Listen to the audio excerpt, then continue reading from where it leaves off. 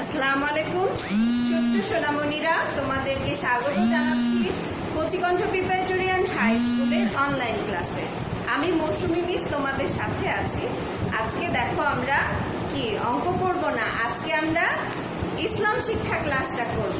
হ্যাঁ, তোমরা বোর্ডে তো দেখতেই পাচ্ছ, আজকে আমরা ইসলাম শিক্ষা ক্লাসটা করব। এর আগের ক্লাসে আমরা কি করেছিলাম, হরফগুলোর উপরে হাত ঘুরিয়েছিলাম, তাই না? হ্যাঁ, আর আজকে আমরা করব, দেখো, বাম পাশের হরফের সাথে ডান পাশের হরফের মিল করি। মানে বাম পাশে কিছু হরফ দেওয়া আছে, সেগুলোর সাথে আমরা এই ডান দিকের হরফগুলো মিল করব। দেখো, বাম পাশে যে হরফটা দেয়া থাকবে সেটা ডান দিকে আছে কিনা আমরা খুঁজবো।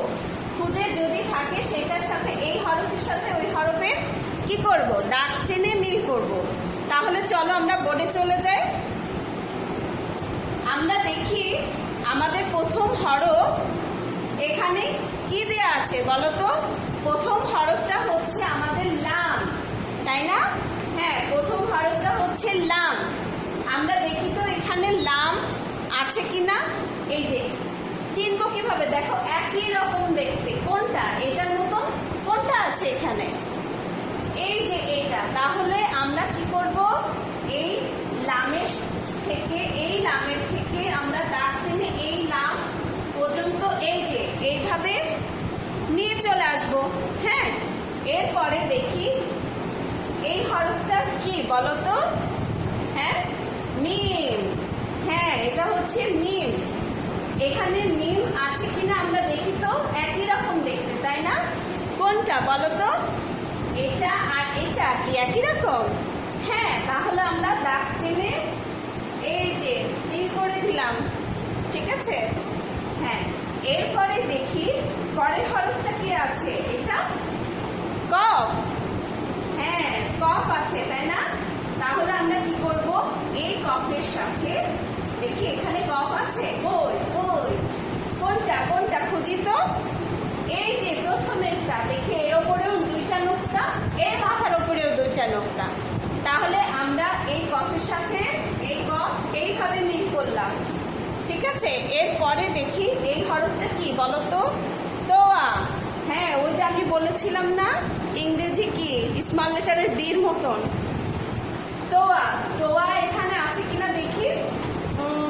এই যে তোয়া, এই যে দেখো, এটা আর এইটা দেখতে একই রকম না? হ্যাঁ,